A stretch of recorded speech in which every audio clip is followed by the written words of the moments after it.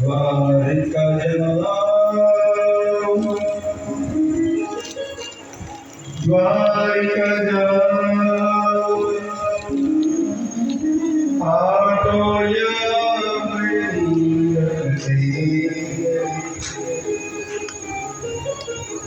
हाय घर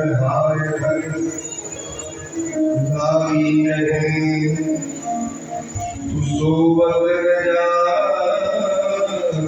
सांझ सवे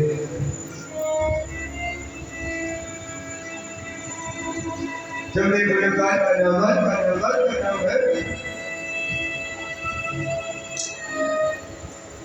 मेरे को जब भी मिलना होता है मेरे कदम करके लेके आ जाओ एक बार सही से होगा और मेरा विश्वास है वो आप चले गए एक बार तो हमारे जीवन की सारी घड़ी तो हो जाएगी।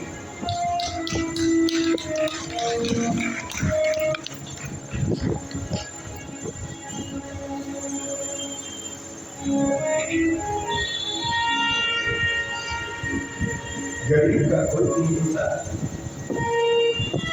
गरीब का यदि होता है तो जीवन बर्बाद होता है।